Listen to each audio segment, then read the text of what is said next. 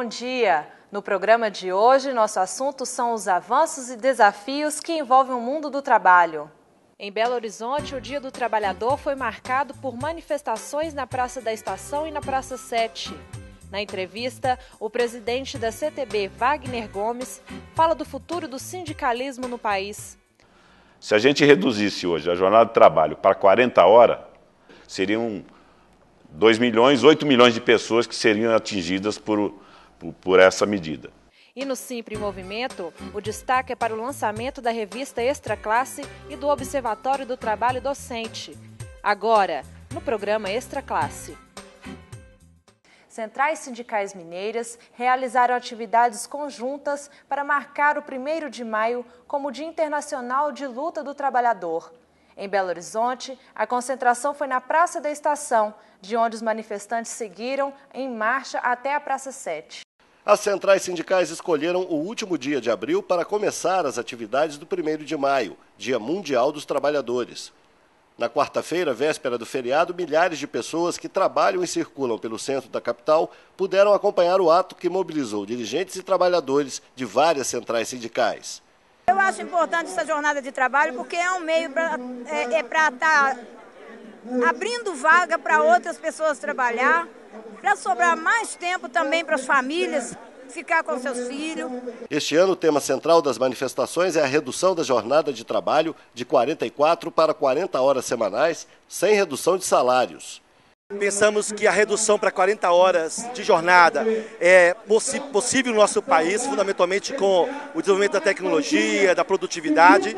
Imaginamos que com a redução para 40 horas podemos gerar 3 milhões de empregos. Dirigentes sindicais e trabalhadores distribuíram panfletos e recolheram assinaturas para um abaixo-assinado que será enviado ao Congresso Nacional.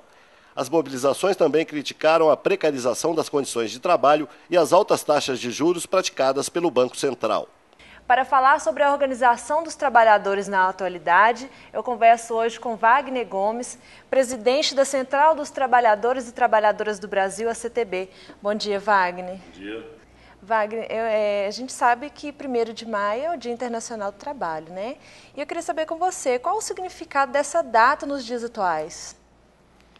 Eu acharia importante, primeiro, a gente explicar um pouco por que tem essa data, né? A população comemora o 1º de maio, mas acho que uma grande parte não sabe por que dessa data.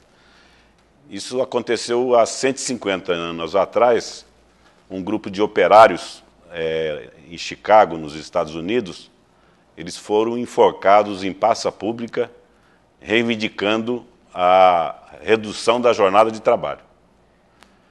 E aí, depois de vários anos, os sindicatos na Europa resolveram adotar o dia 1º de maio como o Dia do Trabalhador, em homenagem a esses trabalhadores que foram enforcados. Esse ano, particularmente, coincide com uma das campanhas fortes que as centrais sindicais estão fazendo, que é uma campanha pela redução da jornada de trabalho, que vai ter um abaixo-assinado, que a gente pretende alcançar cerca de 3 milhões, e entregar numa manifestação dia 28 no Congresso Nacional em Brasília. Então, o 1º de maio esse ano tem essa característica importante de ter como sua questão central a redução da jornada de trabalho, motivo que levou à morte os operários lá americanos há 150 anos atrás. Ô Wagner, e há algo que se comemorar nessa data? Ah, sim. O movimento sindical brasileiro deu importantes saltos nesse período. Para você ter uma ideia, no último ano, 97% dos acordos coletivos foram fechados com aumento real de salário. Então, normalmente estava acontecendo ao contrário, você fechava os acordos com índice menor que a inflação, né? Então, melhoramos nisso. A questão do salário mínimo, que tem uma política permanente que, em cerca de mais 5 anos, ele vai estar num valor importante. Agora, há muito também o que reivindicar, né? A principal campanha no 1º de maio, como eu já disse, é a questão da redução da jornada de trabalho. Se a gente reduzisse hoje a jornada de trabalho para 40 horas, criaria imediatamente 2 milhões de empregos. Então, isso seria, na cadeia econômica, uma grande alteração, seriam 2 milhões, 8 milhões de pessoas que seriam atingidas por essa medida. E no governo atual, o que mudou na vida do trabalhador brasileiro? Eu acho que o governo Lula teve avanços importantes. Eu acho que na área social, o governo Lula conseguiu, na minha opinião, fazer o país voltar a crescer, né? Não na necessidade que o Brasil precisa, mas o Brasil vem crescendo cerca de 3%, 4% ao ano. E isso acaba tendo reflexo imediato, né, na geração de emprego. Então, todos os anos do governo Lula até agora tem tido um índice positivo de carteiras assinadas. Agora, qual é o problema que nós achamos disso? Ainda é um crescimento pequeno, podia ser maior.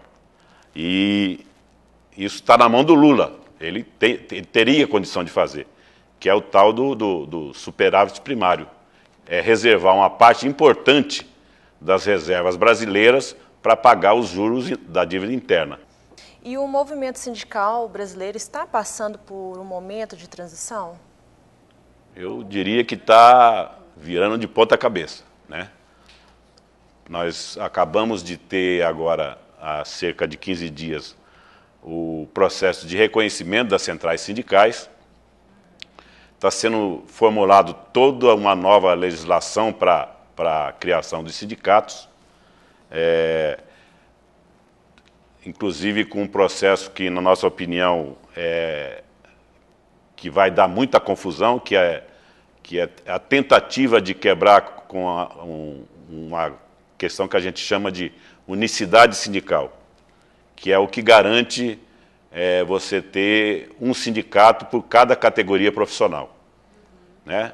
E essa semana saiu uma portaria que deixa dúvida, que possibilite você ter mais de um sindicato por categoria profissional. O movimento sindical tem que reagir de duas formas. Eu acho que tem que mobilizar os trabalhadores, explicar para eles o que significa essa medida, né? Por exemplo, aqui no sindicato de Minas, como o Simpro. Hoje ele representa várias cidades, né? Então, com essa portaria, se ela vigorar, corre o risco de ter, em vez de um sindicato de professores, ter 100. Aí você pode achar, mas isso é democrático. É democrático para o patrão, porque ele vai dividir a categoria. A força do trabalhador está quando ele está junto, né? Então, além de explicar isso para o trabalhador, essa medida veio para dividir. E dividir para não, evidentemente, tirar benefício, baixar salário. É por isso que essa medida está vindo. Então, explicar para ele a importância da unidade dos trabalhadores. Então, isso eu acho uma das principais. E medida jurídica, já tem já uma série de advogados preparando o que se chama de ADIM, que é um instrumento jurídico que você utiliza quando o governo solta uma medida que fere a Constituição. Então está sendo preparada essa ADIM, que vai entrar no Supremo Tribunal Federal, e dependendo do resultado dela, o movimento sindical vai tomar uma atitude ou outra. Porque uma portaria não pode ter mais força do que o que está escrito na Constituição, e a Constituição garante a unicidade sindical.